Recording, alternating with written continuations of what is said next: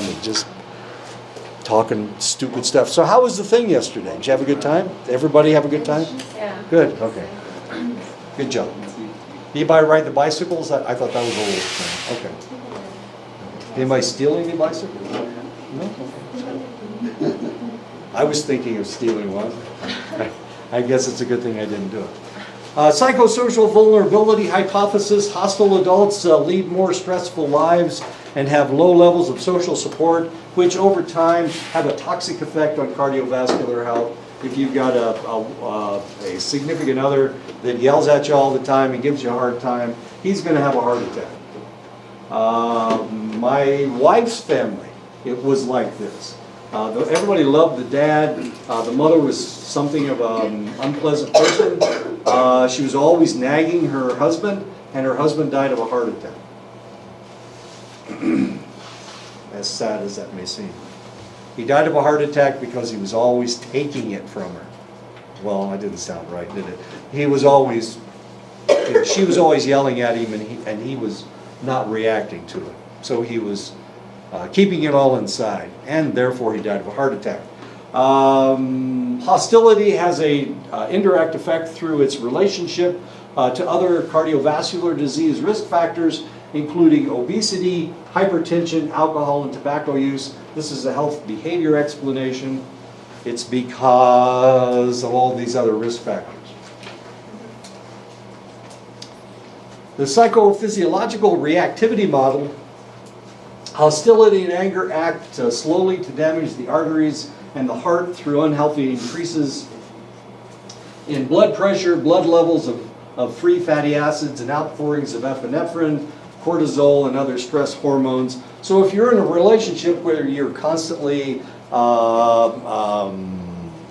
fighting with your significant other, then potentially one of the things that's going to happen is that both of you are going to die young. Whichever one of you is the more hostile will be the one that dies first. Cardiovascular disease is triggered by physiological vulnerability in conjunction with a variety of psychosocial factors in the person's life. Stress from work and home environments, of course, availability of social support. Social support is really, really, really important. Cognitive emotional states such as hostility and anger. I like this picture because it's like he's got bad breath, so she's there. Or maybe he's just yelling at her. Yeah, that's it. He's just yelling at her. For every 1 point drop in diastolic blood pressure, the second or lowest number in the blood pressure, it reduces the chance of a myocardial infarction by 2 to 3%. So if you can lower your blood pressure by 5 points, you just lowered your probability of having a heart attack by 15%. Unfortunately, hypertension is often symptom-free. I have high blood pressure. If somebody asks me what it feels like to have high blood pressure, I'd say, it doesn't feel like anything at all. I can't tell. It doesn't feel like anything. It's not like you can hear your heart beating in your ears. It's not the way it works. Your face doesn't turn flush. You don't lose your breath sometimes. There are no symptoms whatsoever. High blood pressure just feels like breathing. It doesn't feel like anything at all. So you can't tell. Potentially, especially if you're a male, you need to have your blood pressure checked from time to time, just to make sure you don't have high blood pressure. If I were an American Indian, I would have my blood pressure checked every year. There are vulnerabilities that you guys have that other people do not have. One is you live in this environment, which can be kind of negative from time to time. A lot of hostility. You guys seem to always be arguing about who the next tribal chairman's going to be. Or whether your chapter house is actually doing what they're supposed to be doing. Okay, so it's symptom-free. The means of controlling hypertension include lowering your sodium intake.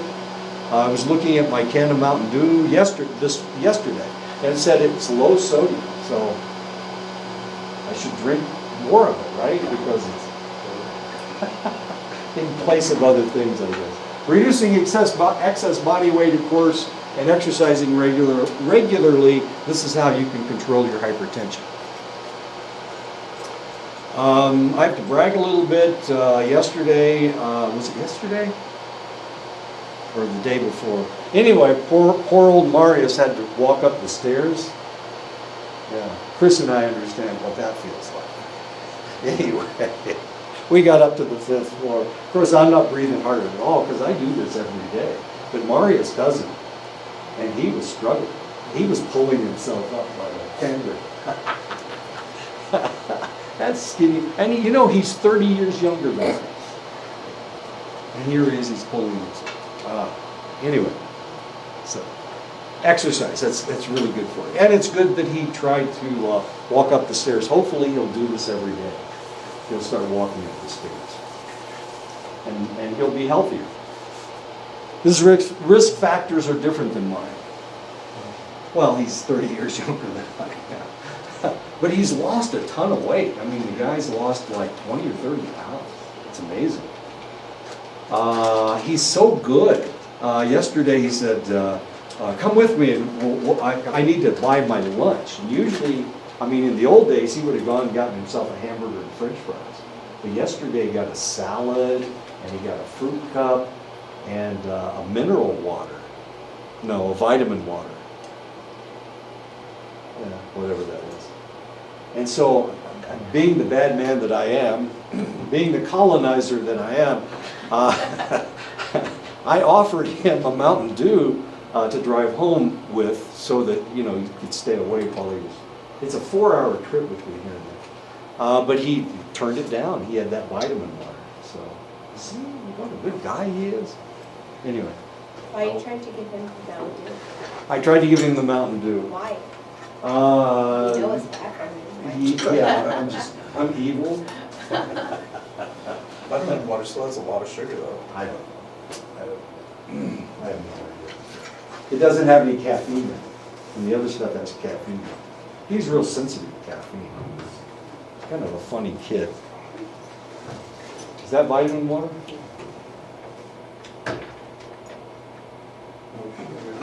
No sugar. There you go. No, vitamin water, the actual brand. I don't know. Yeah. That's Propel. No. I don't know. The federal government told me I'm supposed to kill as many of you guys off as I possibly can. That's why I came. Because I'm evil, that's why I came. Researchers have discovered that a good way to control cardiovascular diseases by reducing cholesterol by limiting intake of animal fats and hydrogenated oils.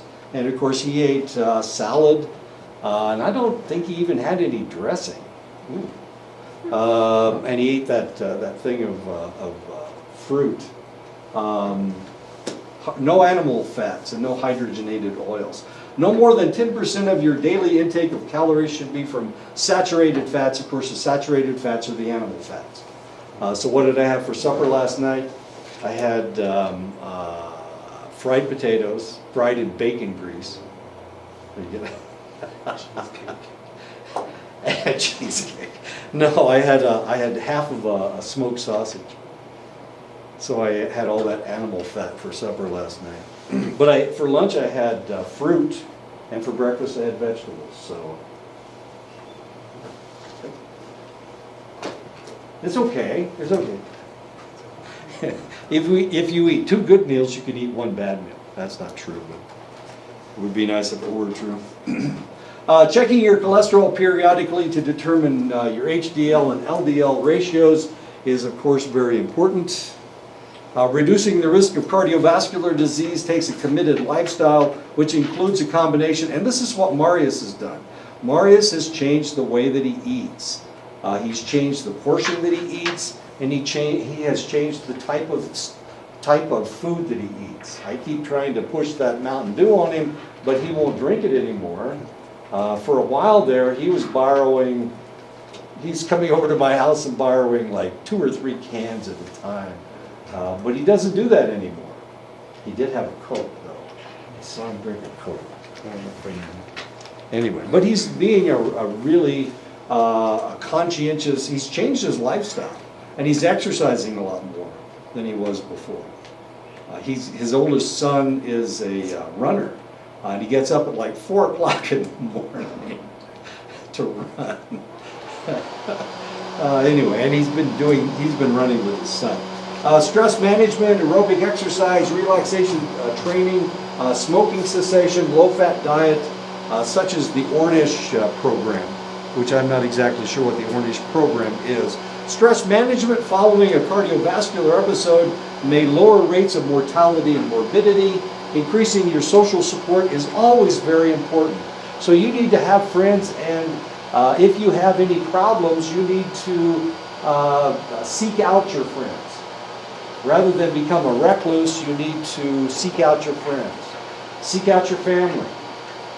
Social support is really quite important. Promoting positive thinking, lowering hostility, religious involvement is always important. This weekend is Easter weekend. I was making fun of Easter weekend and Jesus in the fire, which seems kind of sad because he's burning up. I shouldn't joke about this. Some people are really serious about this. If Sue were here, she'd shoot me. Hi, come on in. Come on in. Talk to these guys. Are any of these people in your other class? No. No? Okay. Hello. I am announcing my survey. It's called Implications for Psychology 292 Human Sexuality class. And it's to observe students' behaviors and attitudes regarding human sexuality. And it's open right now, and it closes April 26th at 11 p.m. I have a link set up there at the board in the corner. Survey Monkey. Yes. Yeah. It's via SurveyMonkey. There's 4 sections to it. There's a part that's just like about you, your demographics. Another section is regarding just how you feel about talking about sex or sexuality. Another section is regarding topics related to an undergraduate human sexuality class. And then section 4 is more advanced topics that could possibly be taught in a human sexuality class. And then section 4 are some short answer questions that you can type in. And there's about 9 of those, I believe, short answer questions. And then the Likert survey portion is about, I think it was like 32 items. But it's all there available online. You have to first agree to the electronic consent form, and that'll go over everything. You can withdraw from the survey if you want to. There's an exit up in the right corner. And that's about it.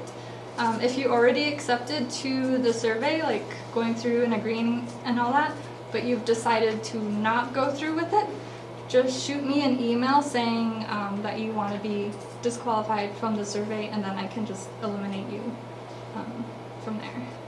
So, yeah. Okay. Yeah. Great. Thank you. Thank you. Is your email up there? Yeah, I can It's put not. it up. Okay. This has to do with whether we're going to teach human sexuality. Actually, we've already got it on the schedule for next year. We're going to teach, if this comes out okay, I'm going to teach it as a both an informational class and a counseling class.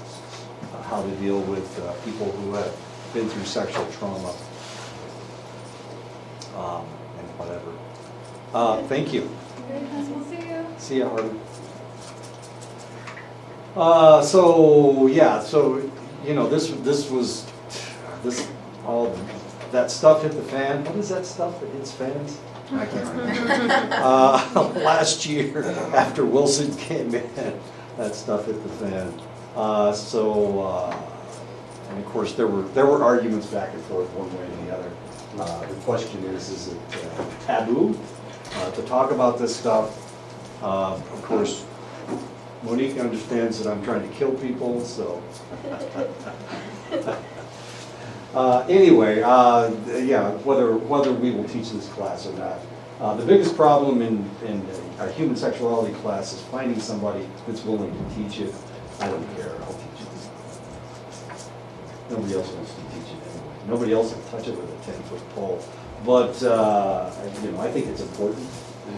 Wilson obviously thinks it's important, or he wouldn't have come in last time talking about it.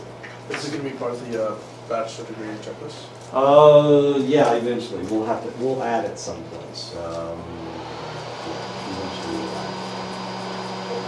Otherwise, it's under black book. So if you want to go into counseling, it's not a bad idea to take this class. Because we're going to train you, we're going to talk about how to deal with somebody with sexual trauma. Now this is really kind of interesting because we looked into this last year. Denise was part of that. You had one of the books that I ordered dealing with that. Nothing has been written in the last 10 years dealing with sexual trauma. As weird as that sounds, it seems like it should be one of the most important counseling focuses in the United States because it's so prevalent. The military's had problems with it, but of course there hasn't been anything done in the last 10 years. And it's mainly because people don't want to touch it. It's too controversial. There's religious strictures against it. There's traditional strictures on the reservation against it. But obviously it needs to be dealt with. It's one of the problems. It's one of the problems here.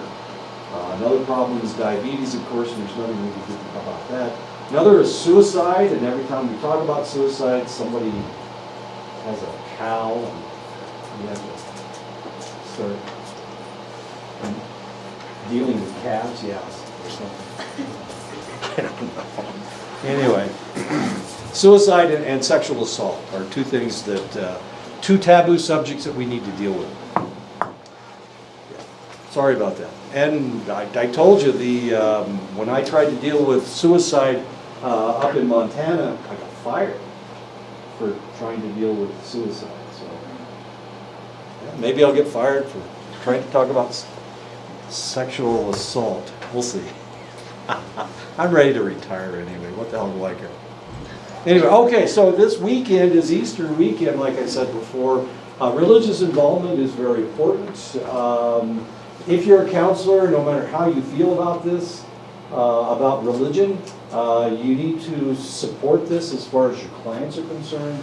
I do as much as I possibly can. I know I say negative things about religion, but at the same time, if somebody is religious, they need to, and they use that, they need their religion, then you need to support their use of the religion rather than attacking their religion, certainly. So that's just something that needs to happen. No matter what the religion is.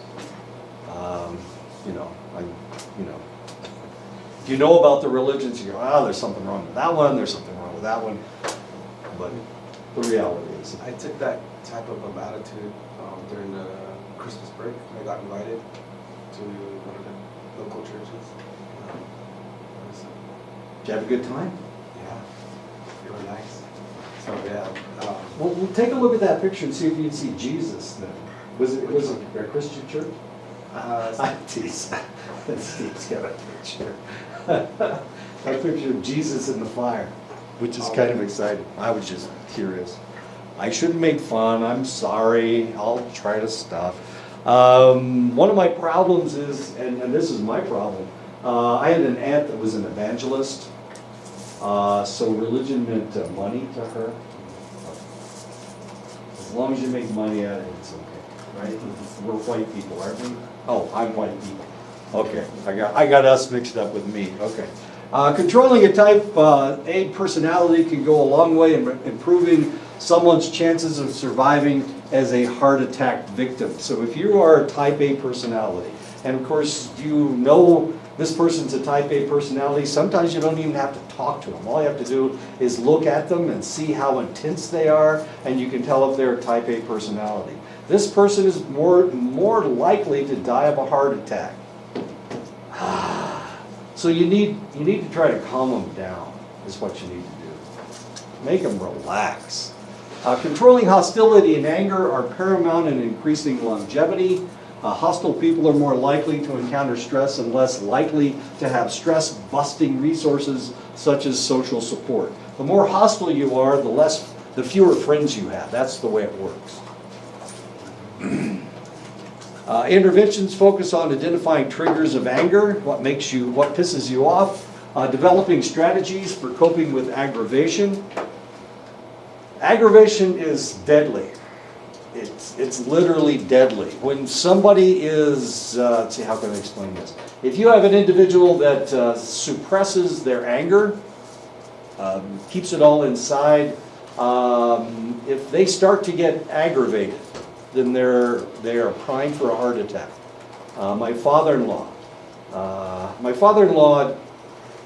rented a trailer and hauled something down for us. We were living in Nebraska, and he was living in Georgia. And he rented a trailer in Georgia, hauled it to Nebraska, and then he had to turn in the trailer. Well, strangely, we went there at lunchtime. And of course, there was nobody there to take the trailer. And he got aggravated. And I was thinking, wow, come on, this is not that big a deal. Why are you getting so upset about this? But he was ready to, well, I don't know what he thought he was going to do. Just leave it. He needed to get his deposit back, was what the problem was. So we went to lunch and then we came back. I finally talked him into going to lunch and coming back. And of course, all through lunch, he's just swearing up a storm about the trailer and the fact that there should always be somebody there at lunchtime. So finally, we got it turned back in. He got his money. He complained, and then he complained to the manager.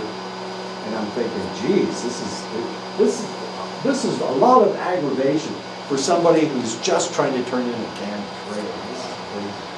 It wasn't more than 2 weeks later. He went back home. 2 weeks later, had a heart attack. And you know, I had talked to this guy several times before that. Everything was fine. No matter what the situation was, he was such an easygoing guy. But it was the fact that he was becoming aggravated.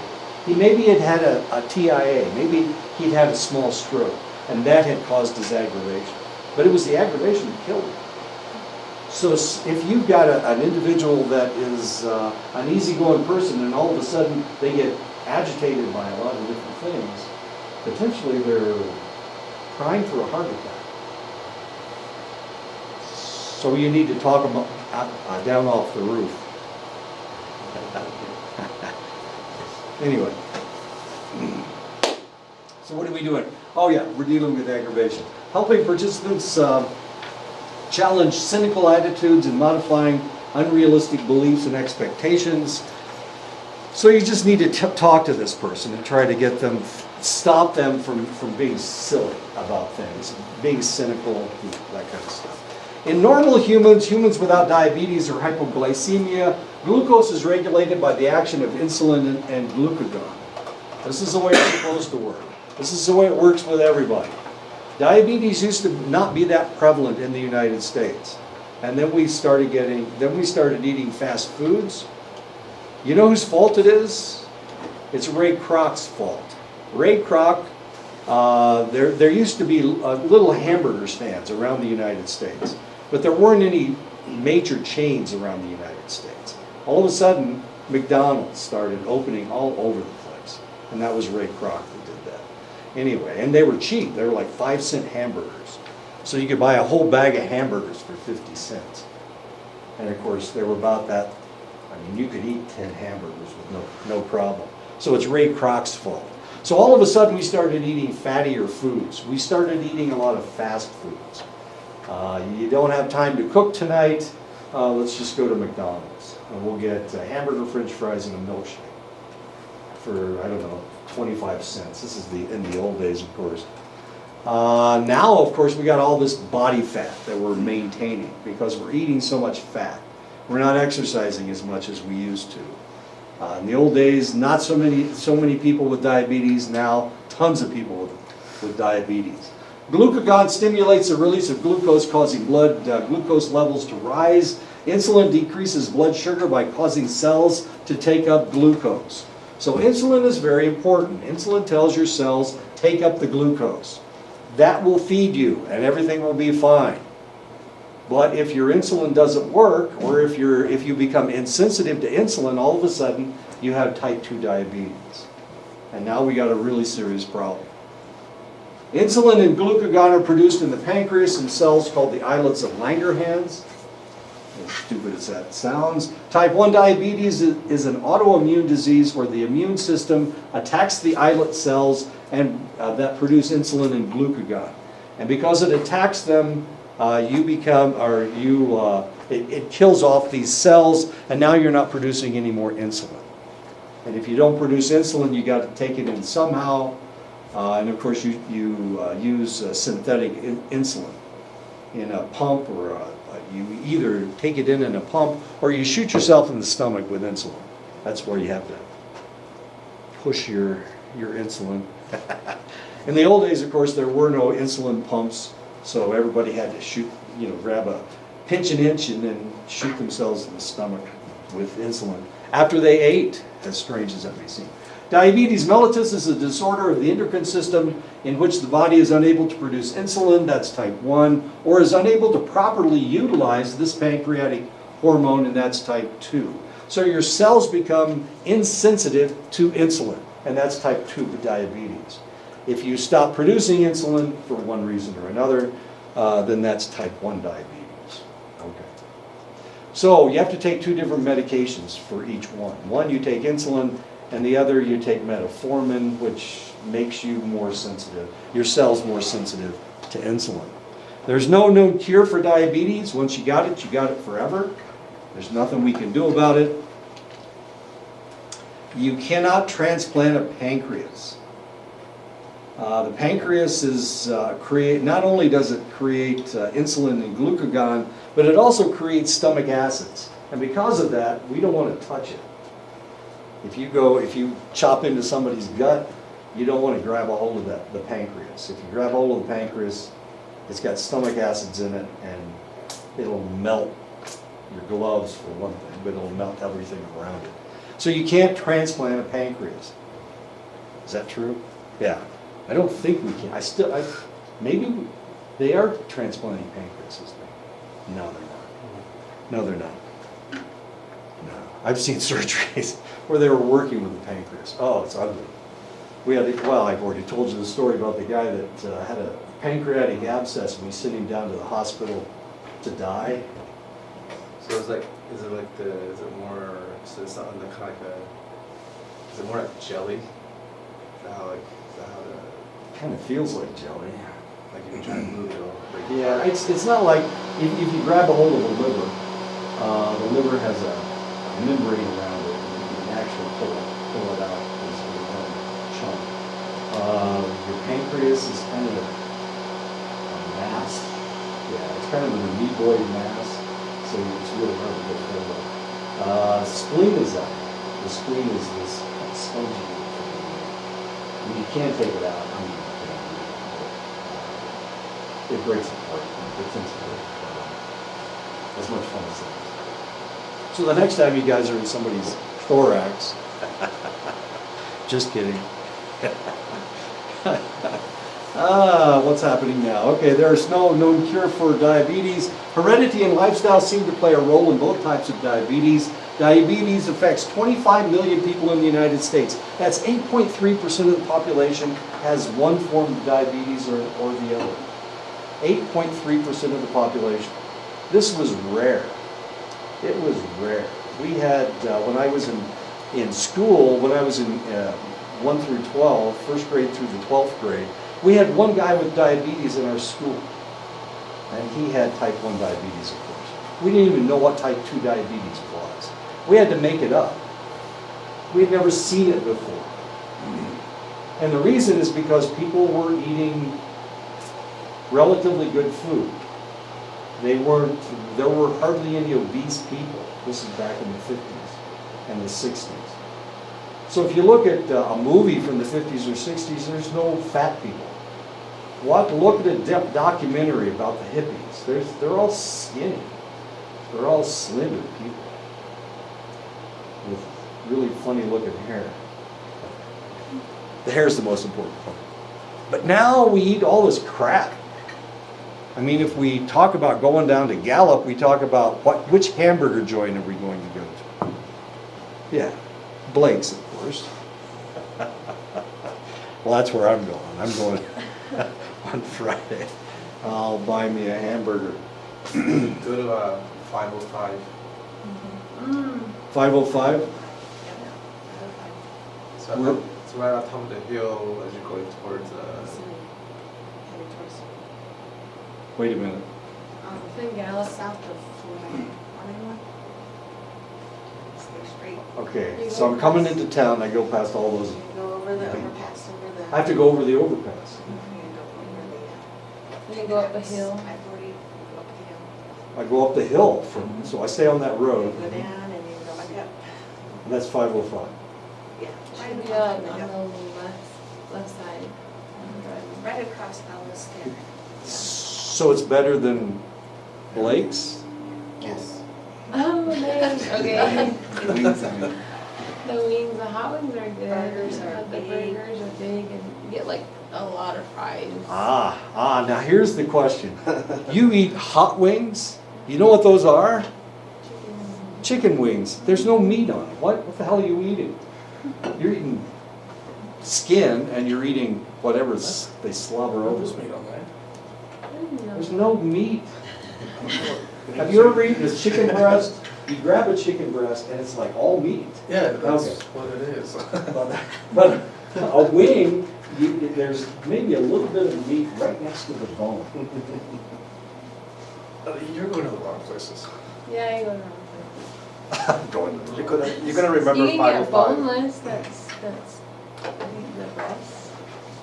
It's like getting half a bite of breast and half a bite of whatever the crap they put all over it. Do you not clean the bone? You just eat around it? If not, buy boneless. Buy boneless and. You'll get your choice of it. There's barbecue, hot sauce. Wait a minute, I thought I was having a hamburger. No, the wings are Hamburger. good. Hot wings are better Okay, though. okay. The hamburgers are better than Blake's. The Yeah, view's good too. it has the variety. Yeah, they have a different variety. Different You can varieties do of different type of burgers. bread as well as, yeah. All they the have bread a- is good, the bun. Like oh. the Gallup, I always get the Gallup and it's got the Swiss cheese. At Blake's, you just have the patty, green chili, shit. It's just Onion. very original. Oh, I don't eat green chili. Mushroom. See, burns a hole in my But gut. that's the only thing that's kind of different. But, Okay.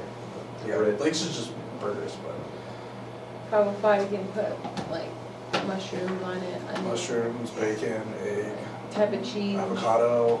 Broccoli. Yeah. bacon, bacon. It's good. It tastes great. We don't eat there all the time. But Yeah. it's It's always like good. once in a while.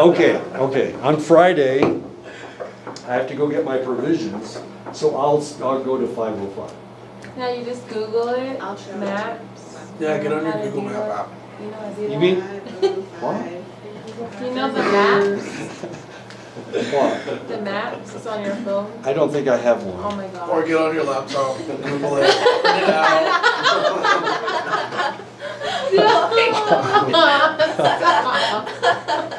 You mean, wait a minute, you already told me how to get there. You go over the hill and you keep going. Yeah, it's on like a the little left. L-shaped closet. It's like alley closet. Okay, it's Right here. 505. I'll email you the maps. Okay, you're gonna come through? Yeah, we're going to go to Walmart. Yeah. Oh, good, good t-shirt. Good t-shirt. No, wait a minute. So this is what I'm talking about. The road that goes through. Yeah, but they don't. I know. Well, show me the Walmart. And then show me the-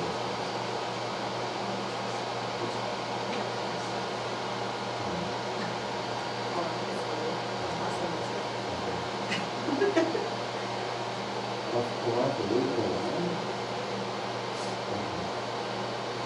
So.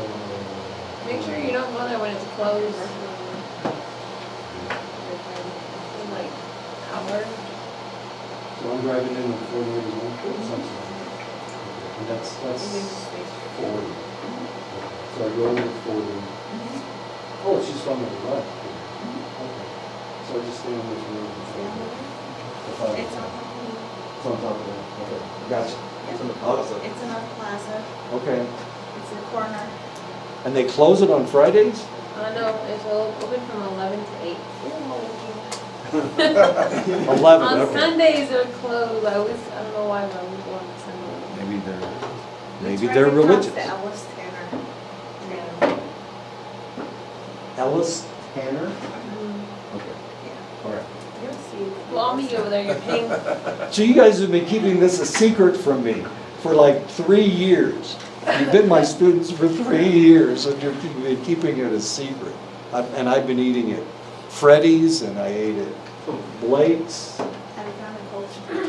Oh, that's good. That's a good place to go. Jeez.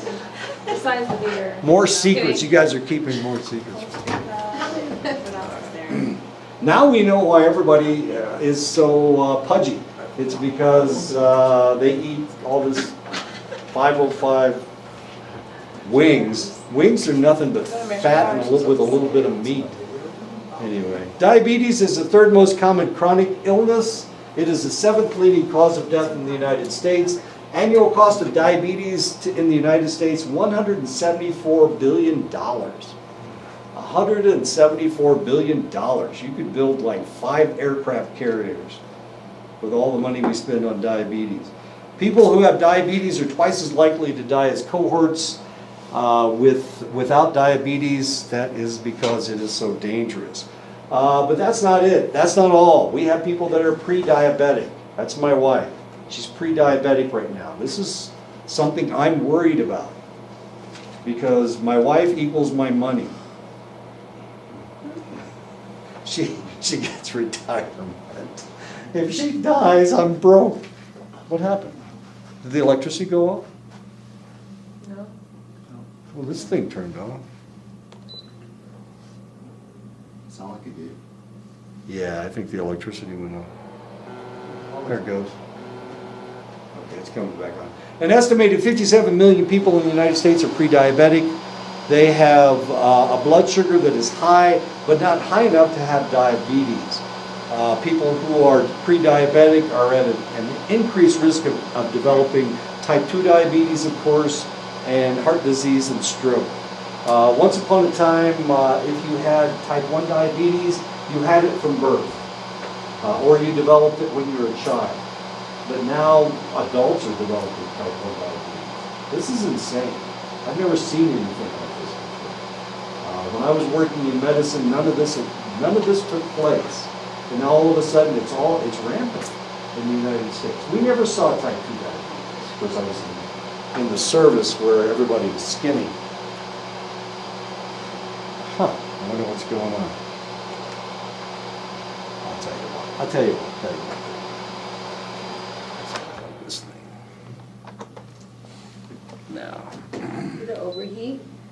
You know, I'm not exactly sure what happened to it. There it goes. Yeah, it's coming out now.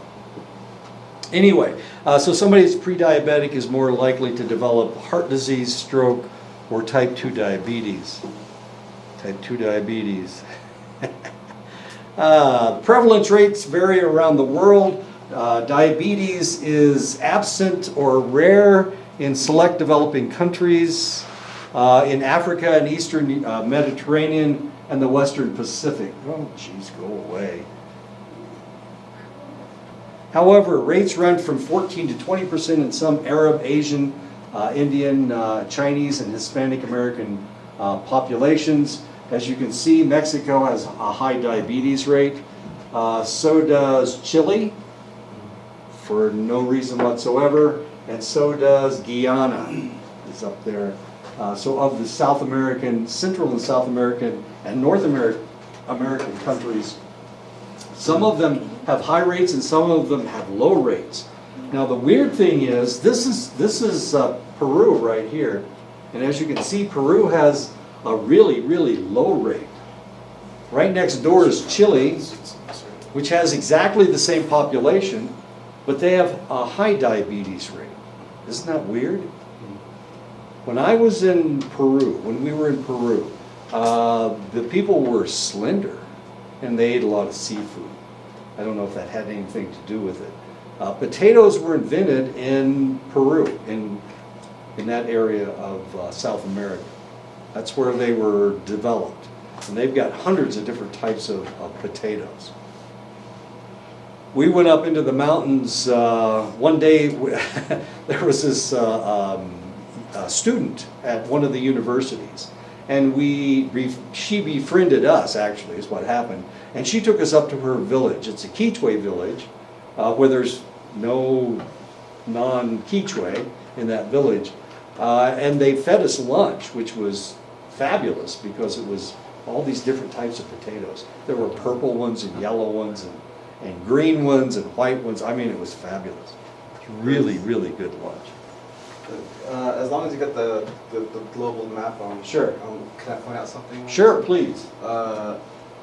Where the highest regions where the diabetes are, I think most likely those are the ones that are being taxed for junk food tax too, like the way our reservation is. Oh, you're taxing for junk food? Yeah. Is that how you're trying to control it? And there's some means of controlling it. So this gas station that double fat fries all their food, It's taxed. they're being taxed heavily. So when you buy their, I don't know, burrito, double fat, fat fried burritos, Chips, burritos. all that stuff is more expensive there than it would be off the reservation. Yeah. So those areas, same thing goes with those areas. I can recognize some of them. Oh, these? Yeah. And those. Chili? There's a few on the United States too. So. Hmm. Yeah. This is Malaysia. Singapore's down here. Borneo, as weird as that is. You can see the Japanese, they don't have any problem with diabetes. Why not? Because they eat a lot of seafood. They also eat seaweed, which tastes like, it's nasty. I don't believe people eat that stuff. I'll bring it back home. Iceland has hardly any diabetes. They eat a lot of seafood. Once again, they eat a lot of seafood. Oh, shoot. Hawaii. Hawaii? Organic seaweed? It's not up there. Oh, there it is. Yeah, it's right here. Seaweed salad. Is it because of Mexico? Is it why, like, remember you were saying in one of your lectures that they really like Coke products? My Praise it. I had a class Wasn't you were saying that? They put more sugar in the Coke products. Yeah, you were saying that. Yeah, some countries have more sugar. It's really kind of funny. It's like a delicacy. Germany, if you've ever had a Coke in Germany, their Coke has a lot more sugar in it than our Coke. Mexico, they cook with with lard, pig fat. Of course, we try not to do that. I did last night. I used bacon grease to cook my fried, but I didn't eat the bacon. I fed it to the dogs. My dog. I only have one now. Why was the other one? The other one's up in Iowa.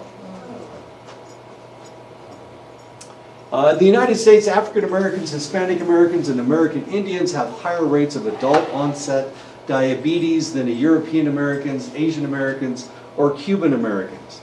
Isn't that weird? Cubans are different than other Hispanic Americans. Type 1 diabetes has also been called juvenile diabetes or insulin-dependent diabetes mellitus.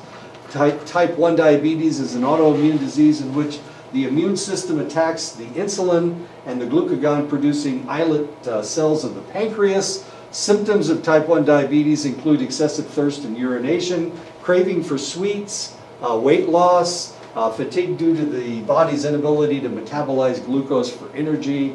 We had a young lady that came, this is when I was in the service, she came in with diabetes. She had a blood glucose of 500 when she came in. She loved it. She thought it was great. The only problem that she had with her diabetes was the fact it gave her bad breath because they put off ketones. They're utilizing their fat, body fats, and when you break body fat down into its parts, ketones is one of the things that will come out.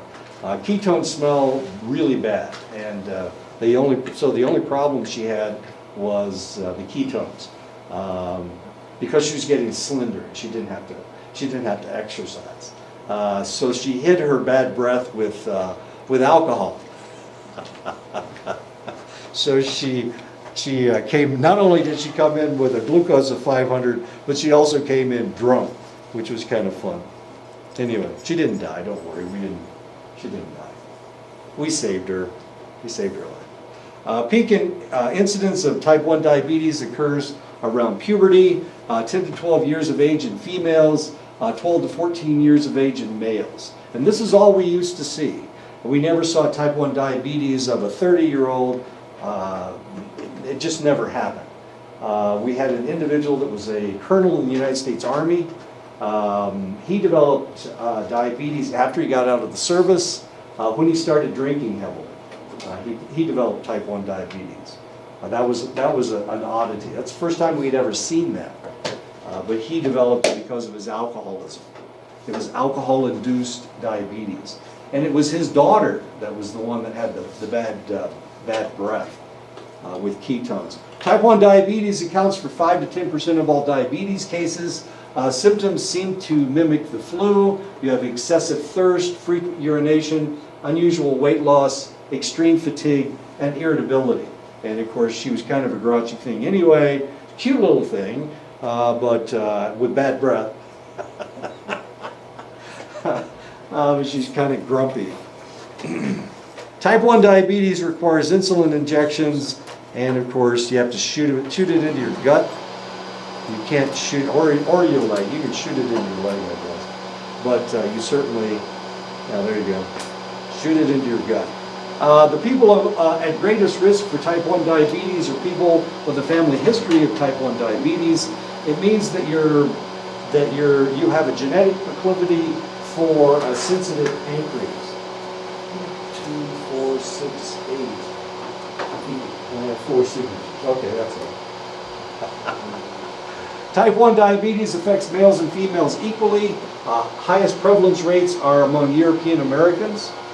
And it's because we've been eating sugar for like ever. And a lot of fat. The reality is that if we look at white people and the history of white people, the reason that our genes are the way that our genes are is because a lot of us were peasants when we were in Europe. And because we were peasants, we didn't have a lot of food to eat. We didn't have a lot of good food to eat. So we ate meat maybe 3 or 4 times a year. Most of the time we were eating vegetables. So we craved fat. We craved meat. And we craved sugar because we never got any of it. We were never able to eat it. So those of us who came from peasant stock, potentially we crave fat. And we, of course, get fat more readily than somebody who was of the royal class. The royals, of course, they had all the meat that they wanted. They drank a lot of alcohol, so they ate different foods. So they evolved differently than those of us who were actually coal miners and peasants of one ilk or another. My people were peasants. You can tell. This is kind of weird. If you look at somebody in the royal family, I don't know, Queen Elizabeth or her grandsons, if you look at their hands, they've got long, skinny fingers. And their middle finger is really long. So if you look at the royal families of Europe, they've got long fingers. If you look at peasants, they have hands like mine. As you can see, I've got short little fingers. Almost all my fingers are the same length. I've got a big palm of my hand. That's what a peasant's hands look like. That's a worker's hands. If you've got those long, delicate fingers, and you really can't do anything because you might break your finger. My fingers are crooked because I played so much ball. Anyway. So this is what a peasant's hands look like. I'm not sure about you guys. I haven't even looked at you guys' hands, but so yeah, I see your fingers are a lot longer than mine are. Ooh. Long, skinny fingers. Oh, mine were brothers that were a brother and sister. Maybe. Hey, you got peasant's hands too. All right. Peasant's hands of all. Come on, Sharon, give us your hands. Okay. There we go. Give us a hand, Sharon. Okay. So in the hand or what? You're in charge, evidently. Okay. Everybody listen to me. We're in our feet.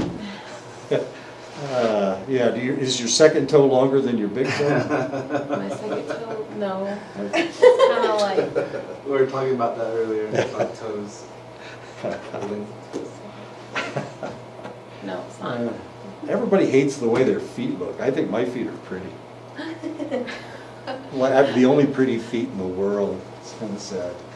Type 2 diabetes is also called adult onset diabetes. I've already talked about this stuff, didn't I? No, I didn't. Type 2 diabetes is called adult onset diabetes or non-insulin dependent diabetes. Mellitus, type 2 diabetes, is a more common and milder form of the disease that usually appears after the age of 30 and accounts for 90 to 95% of the diabetes cases in the United States. And like I said, this is new. This is brand new. This 50 years ago, we didn't see this stuff, but now we do. And it's because people are eating more fatty foods. And you can blame 505 or Blake's, but probably you should blame Ray Kroc and McDonald's because they supersized it and made everybody fat. So even if you went in there for a small order of fries and a hamburger, they asked you if you wanted to supersize it, and then they gave you like a bucket full of French fries with a Coke the size of a liter Coke. I don't know what the hell they're doing. Type 2 diabetes, and you never finish it before all the ice melts and then it tastes like crap, right? They put a lot of ice in it and a lot of Coke in it, and it's this big, and so by the time you get to the bottom, it's all water. Whatever the crappy water tastes like.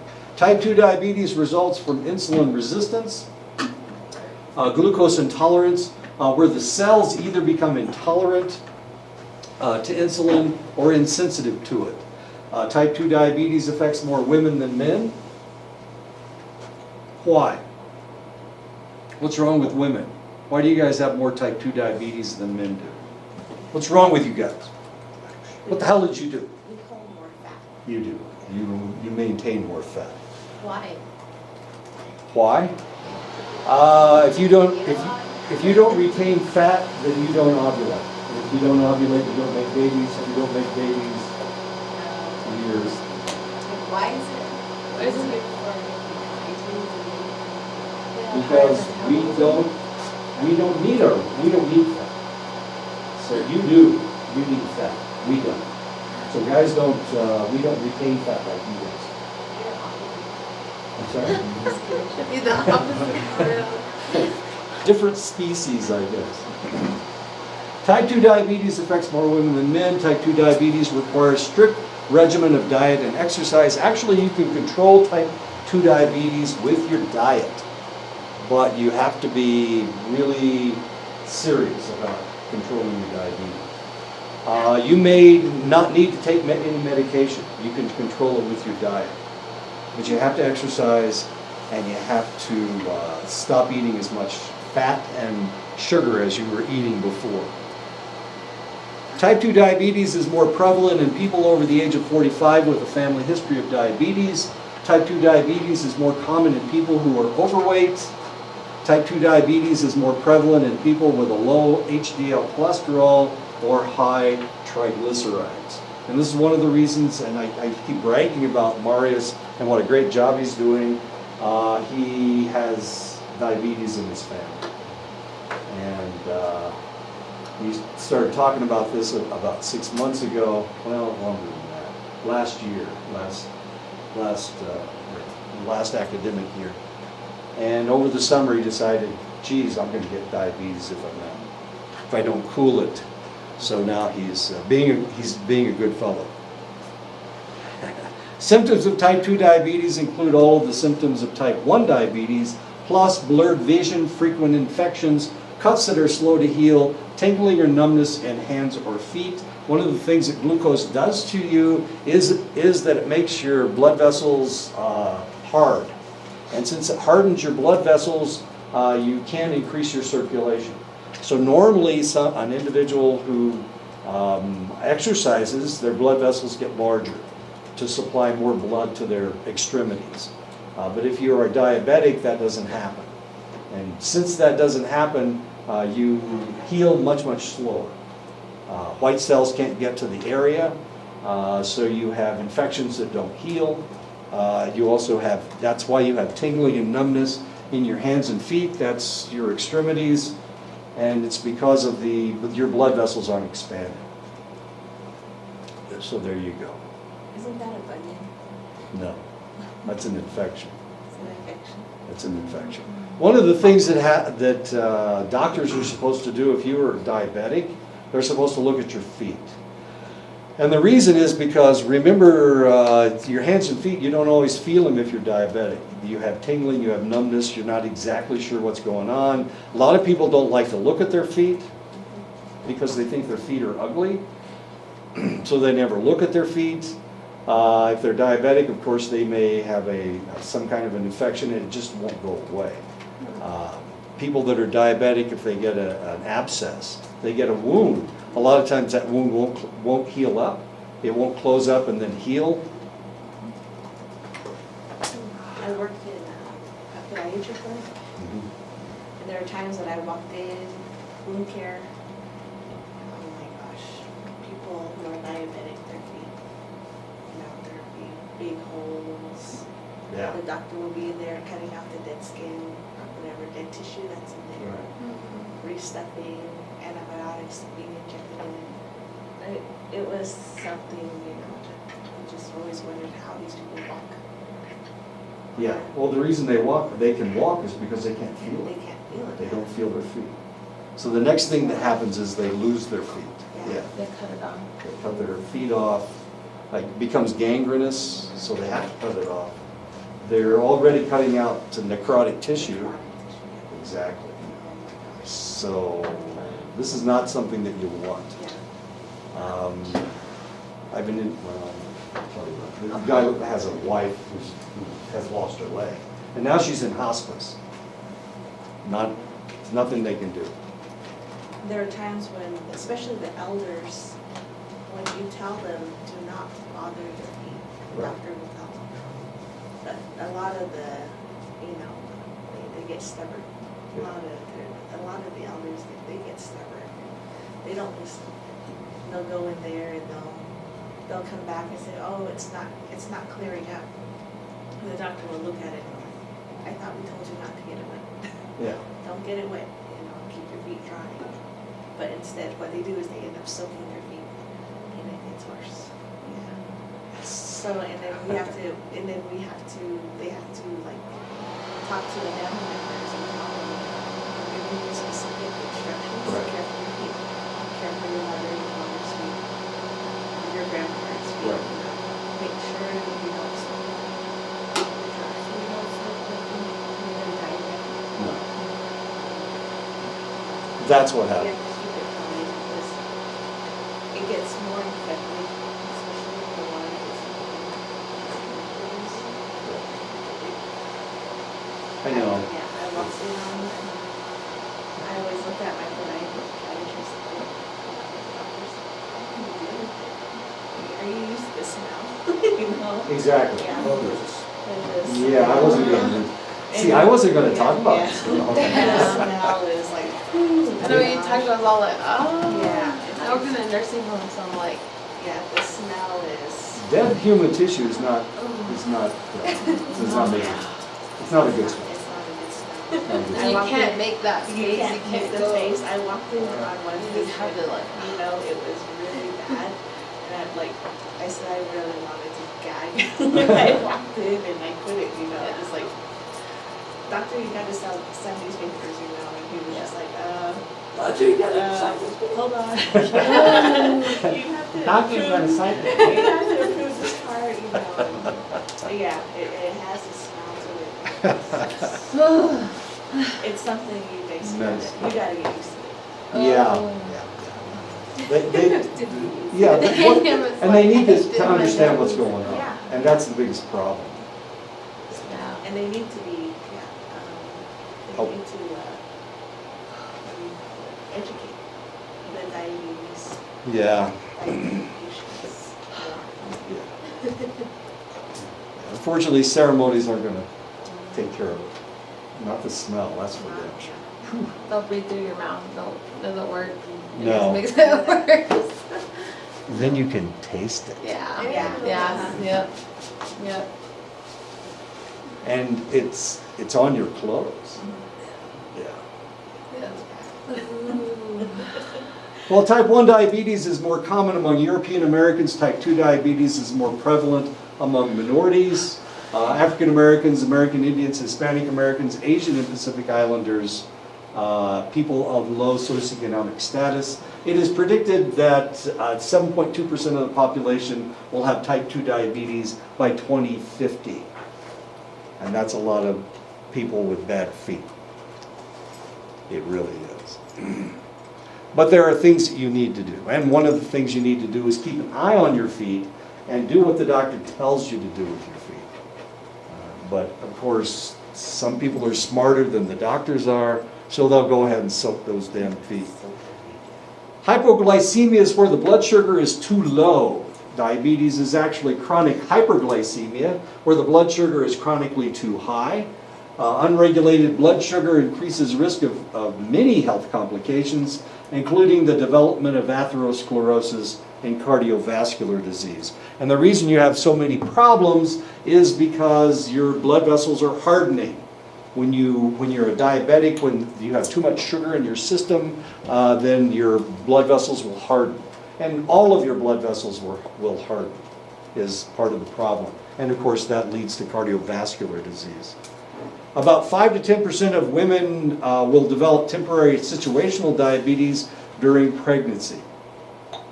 Somewhere around their 4th or 5th month, the demand on their body will result in a greater demand on their insulin than they can produce. The diabetes will not persist beyond the end of the pregnancy, but this woman will be more prone to type 2 diabetes in the future. Strangely, and I guess this isn't that strange, we're seeing more and more women that are developing diabetes during pregnancy. We're seeing more and more of this. In the old days, we saw 1 or 2, it was relatively rare. Now it's like every 3rd woman. Well, it's not that much. As you can see, it's 5 to 10%. Every 10th woman will be diabetic during her pregnancy, and it'll go away. And if she's good, if she's smart, then she won't have to worry about type 2 diabetes. If she exercises, if she goes on a diet, if she has a healthy diet, then she won't have to worry about it. She'll only have to worry about it if she gets pregnant again. These individuals, these 5 to 10% of women who get diabetes during pregnancy, a lot of times they limit them, or they will limit themselves to 1 or 2 children, and that's all they can go. If any more children than that, and their diabetes will become permanent. The more children you have, the more body fat that you accumulate because of your pregnancy. The more body fat you accumulate, the more likely you're going to develop diabetes. Type 2 diabetes. Most of the women who develop gestational diabetes are pre-diabetic. 5 to 10% of women will continue to have type 2 diabetes postpartum. Complications that can develop from type 2 diabetes include heart disease and stroke, retinal damage and blindness, dental diseases, blood vessel damage, nervous system damage. And this is part of the problem with diabetes, and we used to see this all the time. But individuals will develop problems with the blood vessels in their eyes, and they'll go blind. So in the old days, we used to see this a lot. We don't see this so much anymore. Just about anyone that developed type 2 diabetes went blind, and that's the first thing that happened. They went blind, and they started losing body parts, and eventually, of course, they died from their atherosclerosis. This is what a normal eye looks like. This is what the blood vessels in the eye look like. This is blood vessels that have burst because of their diabetes. And as you can see, there's a lot of scarring that has taken place in that person's eyes. Not only that, but there are very, very few intact blood vessels left. And of course, that feeds the optic nerve. If your optic nerve dies, then you're blind. You go blind. And that's normally what happens with somebody that's diabetic.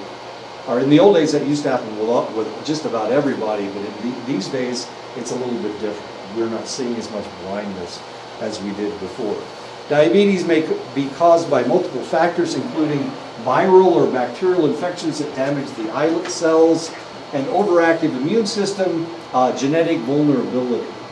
Obesity is a known cause of type 2 diabetes. Nutritional westernization is also a risk factor. Diet high in fat and processed foods. Once upon a time, American Indians used to eat a lot of buffalo. Buffalo is very lean meat. Or they ate venison. Venison is also lean meat. So the wisdom of the colonizers, of the federal government, was that they would take away your buffalo, take away your venison, and give you beef. Start feeding you beef. And there's two reasons. There's two really good reasons for giving you beef. One, they can control the beef production, and the other is somebody raised that beef and gets paid for it by the federal government. So here we go. As long as somebody's making money, everything's okay. Write that down. Money, greed, as long as somebody gets to make money, we're in good shape.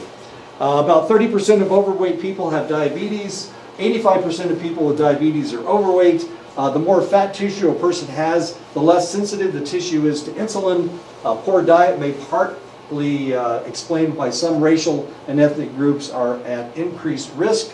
Increased TV watching associated with reduced physical activity also leads to diabetes as well. We could talk about the African Americans of the Mississippi Delta. These were individuals that were able to survive in that environment. How were they able to survive in the Mississippi Delta? If you've ever been there, it's hot, it's humid. White people die when they go there. There was a lot of malaria there. These individuals were able to survive because they were obese. And these are the individuals with diabetes, and I need to stop right now. I know, Chris.